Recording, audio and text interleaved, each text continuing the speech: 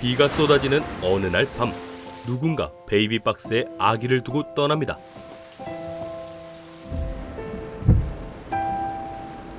그렇게 아기는 시설에 혼자 남겨졌고 있어.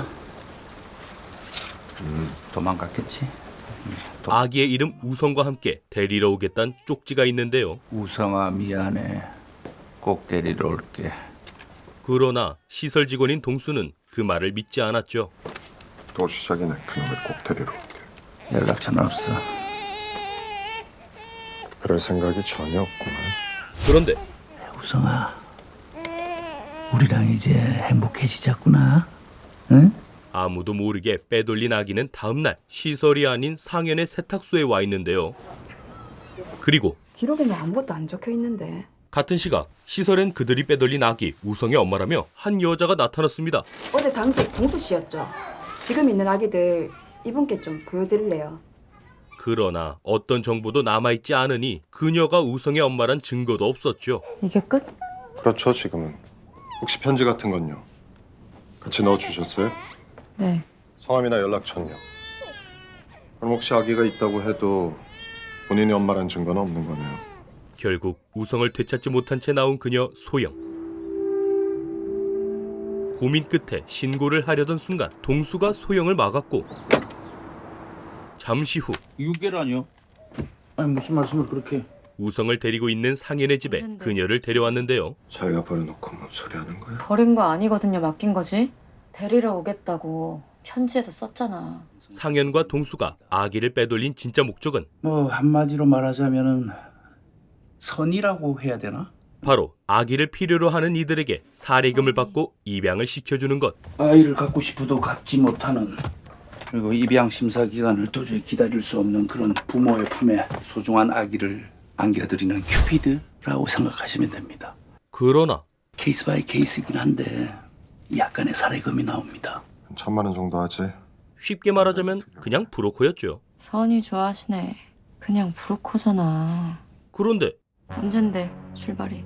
소영도 브로커 일당에 합류하게 되고 그렇게 다 같이 거래를 하러 가는데 그 모습을 유심히 주시하고 있는 두 사람. 애 엄마는 맞는 거겠죠? 그렇게는 안 보이는데.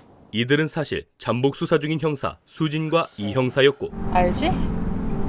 반드시 현행범으로 체포할 거니까. 브로커 일당은 형사가 따라붙었단 걸 모른 채 거래 장소에 도착하는데요. 그래, 그 어디까지나 고객이 우선이니까 사주시는 분들이라 생각하고. 그러나 어딜 가나 있는 진상 손님. 혹시 뽀샵 하셨어요? 진짜 물건을 고르듯 우성의 외모를 품평하는데요. 아 근데 보시면 여기 눈썹도 숱이 너무 없어가지고. 아, 애기니까. 아니, 얘 평소 때 눈이 이래요, 이렇게. 너무 이뻐요. 야, 우성아, 눈 떠봐, 눈 떠봐. 까탈스러운 손님들의 결국 거래는 불발됐고 이후 이들이 향한 곳은 한 보육원. 저기 저 사람이 지금 원장 3대째. 보육원 아이들은 유독 동수를 반기는데요. 아니야, 못 그랬어?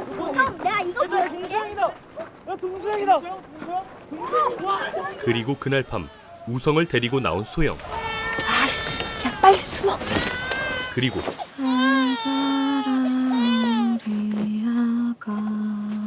이제껏 우성을 안아주지도 않았던 소영의 자장가는 수사 중인 형사들도 놀라게 했죠. 노래를 했어요. 무슨 노래? 자장가. 하지만 곧이어 소영은 동수와 말싸움을 하게 되는데 그럼 편지 한 장 달랑 남겨놓고 진짜 데리러 온 엄마가 얼마나 될 것 같아? 내가 어떻게 알아? 40명 중에 1명이야. 나머지 39명 2번 다시 연락 안 와? 당신이 뭔데 그렇게 잘난 척이야? 이딴 구질구질한 보육원에서 애들이 형령거리니까 뭐라도 된 거 같아? 우쭐해? 그냥 여기서 살아 그럼. 쟤는 자기 엄마가 40분의 1쪽에 해당할 거라고 생각했었거든. 그 운동장에 보면은 그 오래된 문이 있지, 저기. 거기에 버려져 있었다나 봐. 제가 꼭 다시 데리러 올게라는 편지와 함께. 틱틱거리는 것도 그래서 그런 거니까 좀 봐줘. 그렇게 동수가 보육원에서 자랐단 걸 안 다음 날 셋은 다시 거래를 위해 여정을 떠나게 됩니다. 전화 안 받네. 울지. 아, 그 애 눈썹을 이렇게 해가지고 사진을 보내니까 그렇지. 그런데 왠지 불길한 예감이 든다. 뭔가를 확인하고 갑자기 차를 세운 상현. 뭔데? 그가 본 건 바로 내가 말했잖아. 뭔가 불길한 예감이 든다고. 그 예감이 이 예감이야? 몰래 차에 타 따라온 보육원의 아이. 너무 많이 흔들려서 조금만 있으면 쌀 뻔했네. 이 차 구리다. 아이는 자신도 데려가려며 떼를 쓰는데요. 아저씨, 나도 데려가주면 안 돼? 안 돼. 다들 걱정할 거야. 하지만 아니 왜 우리 가족 여행을 방해하고 그래? 나 다 알아. 가족 아닌 거. 우성이 팔려고 그러잖아. 이대로 두고 가기엔 녀석이 너무 많은 걸 알고 있었죠. 어디까지 들었어? 다. 그렇게 일행이 된 아이는 합류하자마자 사고를 치는데요.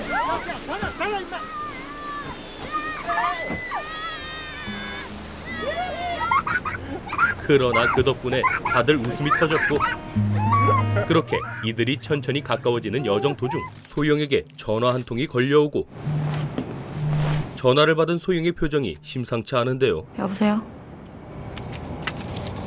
게다가 윤소영 씨, 네, 경찰입니다. 잠깐 얘기 좀 할 수 있을까요? 줄곧 지켜보기만 했던 형사가 소영을 불러냅니다. 팀장님 왜 그렇게 저 여자한테 냉정하세요? 너는 자식 버리는 엄마 마음이 이해가 되니? 나는 못하겠다. 한 아기를 두고 얽히고 설킨 사람들. 우리 이번에 돈이 아니라 소영이가 납득할 만한 그런 구매자로 같이 찾아주자. 아이를 팔려는 브로커들과 그들을 쫓는 두 형사. 업무적인 브로커라고 보기에는 좀 뭔가 행동도 어설프고. 팔아서 돈 받으면 전문 브로커지. 아니야? 과연 이 다섯 어른들과 갓난아기는 각자가 바라는 행복을 모두 찾을 수 있을까요? 서로 다른 사연과 아픔을 가진 이들이 모여 특별한 여정을 함께하는 이야기, 영화 브로커입니다. 브로커는 지난달 개막한 제75회 칸 국제영화제의 경쟁부문 초청작으로 세계 최고 권위의 영화제가 3년 만에 온전한 형태로 돌아온 만큼 한국뿐만 아니라 전 세계의 관심이 뜨거웠는데요. 무엇보다 2018년 황금 종려상을 수상한 작품 어느 가족의 감독 고레에다 히로카즈와 2019년 황금 종려상 수상작 기생충의 주연 송강호 배우의 만남이다 보니 수상 또한 내심 기대하게 됐죠. 그리고 얼마 전 그 기대감을 곧 현실로 만든 소식이 들렸었죠. 세계 최고의 영화제 칸에서 2022년 최고의 배우로 불린 남자. 한 번도 가기 힘든 칸에 심사위원으로 참석한 이를 합쳐 무려 7번째 방문인 송강호는 이번에 브로커를 통해 나무주연상 트로피를 받으며 진정한 칸의 남자가 됐죠. 또한 칸 영화제에서 베일을 벗은 브로커는 공개 당시 12분 동안 기립박수를 받아 화제가 됐는데요. 장장 12분 동안 이어진 기립박수는 작품에 대한 기대를 더욱 키웠습니다. 이쯤에서 먼저 영화를 본 선발대 입장에서 제 개인적인 감상평을 남기자면 브로커는 여러 가지 눈여겨볼 장면들이 많은 작품이었는데요. 특히 영화 내 나오는 여러 메타포들이 눈길을 끌었습니다. 첫 시작부터 나오는 비는 우리 삶을 괴롭히는 현실. 주인공 소영이 비를 맞으며 시작하는 이유도 이런 부분이라 생각되는데요. 그리고 그런 비를 피하게 해주는 우산이 자주 등장하는데 우산은 현실로부터 우리를 지켜주는 가죽을 의미하는 것 같았습니다. 이런 가족들이 함께 타고 있는 봉고차는 집이라고 볼 수도 있지 않을까요? 이렇게 가족이라는 주제를 어떻게 표현했는지 살펴본다면 더 재미있는 관람이 되실 것 같습니다. 선의와 악의가 뒤얽힌 혼란스러운 세상. 그리고 그런 세상과 닮아있는 등장인물들은 딱 떨어지듯이 이해할 수가 없는 인물들이고 심지어 등장인물들끼리도 서로를 잘 이해하지 못합니다. 하지만 아기를 위해서라는 대의로 단결하여 가족 같은 관계를 형성해 나가는 모습이 보이는데 결국 세상의 혼돈으로부터 안정을 찾을 수 있는 이런 일을 하는 것이 가족이라는 의미를 보여주려 한 것 같습니다. 제대로 된 가족이 없는 인물들이 모여 역설적으로 가족의 진짜 의미에 대하여 잘 보여줬다 생각하고 개인적으로 너무너무 재미있고 감동적인 작품이었는데요. 사실 저는 브로커의 소식을 처음 들었을 때부터 개봉만을 기다릴 정도였습니다. 고레에다 히로카즈 감독 특유의 따뜻하고 감동적인 가족 이야기에 일상 연기하면 빼놓을 수 없는 배우 송강호의 연기가 너무 기대됐고 거기에 더불어 의형제 이후 12년 만에 만난 송강호 배우 앤 강동원 배우 조합은 오랜만임에도 찰떡같은 호흡을 자랑했는데요. 그들의 남다른 케미를 느낀 건 관객인 저뿐만 아니라 배우 본인들도 마찬가지였다고 하죠. 뭐 형제처럼 그 앙상블이랄까 호흡들이 너무 좋았던 그 기억이 있어가지고 오래된 막내 동생 만난 그런 느낌으로 본능적으로 느껴지는 그런 케미가 아니었나 생각이 들고. 저 개인적으로 느꼈던 건데 12년보다 호흡이 훨씬 잘 맞는 것 같은데 현장에서도 뭐 너무 호흡이 좋았던 건 물론이고 저도 나이가 좀 생기다 보니까 또 대화도 더 잘 됐던 것 같고요. 하지만 송강호 배우가 극찬한 배우는 따로 있었으니 그런 일은 흔치 않은데. 흔치 않습니다. 강동원 씨는 칭찬을 받은 적이 없어요. 나한테. 예. 그의 흔치 않은 칭찬을 받은 배우는 바로 어린 엄마 소영 역의 이지은 배우. 그녀의 표현력에 대해 송강호 배우는 빈틈이 없는 완벽한 표현이라 극찬했죠. 진심을 전달하는 정확한 표현들, 감정의 전달의 방식들이 놀라워 어떤 그 기억이 납니다. 저렇게 정확하게 그리고 빈틈없이 완벽하게 표현할 수 있을까? 저 또한 이번 작품을 통해 이지은 배우의 색다른 모습을 많이 보게 됐는데요. 복잡한 감정선을 가진 인물 소영의 진심이 이지은 배우를 통해 더욱 감동적으로 다가왔고 무엇보다 그녀의 연기력에 진심으로 감탄이 나왔습니다. 그리고 브로코의 또 다른 콤비 배두나 배우와 이주영 배우 또한 신선하고 새로운 시너지를 보여줬는데요. 지금까지 보지 못했던 두 배우의 만남은 서로가 가진 개성을 뚜렷하게 살리며 수사의 뜨거운 열의를 가진 형사의 이미지를 산뜻하고 새롭게 그려냈습니다. 이렇듯 익숙함과 동시에 새로운 조합을 만들어낸 고레에다 히로카즈 감독은 가족 중심의 영화로 벌써 수차례 전 세계의 공감을 산 명감독답게 이번 작품 브로커에서도 가족을 중심으로 하면서도 생명이라는 주제에 집중하며 각 인물들의 사연과 설정, 전개로 특유의 매력을 한껏 보여줬습니다. 사실 가족 중심의 드라마 장르다 보니 고레에다 히로카즈 감독의 작품은 대부분 배경이 집과 실내에 한정된 느낌이 있었는데요. 하지만 브로커에선 주인공들이 차를 몰고 여기저기를 돌아다니며 로드무비 형식의 연출이 나왔고 그렇다 보니 지금껏 봐온 그의 작품과는 사뭇 다른 배경이 눈길을 끌었죠. 촬영 배경지가 됐던 부산에서 서울 등의 한국을 아름답게 담아내며 어딜 가든 형사들에게 쫓기는 전개는 얼핏 추격전의 맛을 살리기도 했습니다. 개인적으로 감동과 웃음 그리고 작품성을 모두 잡은 영화라 생각되는데요. 거장 감독의 시선 그리고 한국을 대표하는 배우들이 만나 따뜻한 울림을 선사하는 영화 브로커는 6월 8일 개봉하니 꼭 놓치지 마시고 관람하시길 바랍니다. 그럼 지금까지 드림텔러였습니다.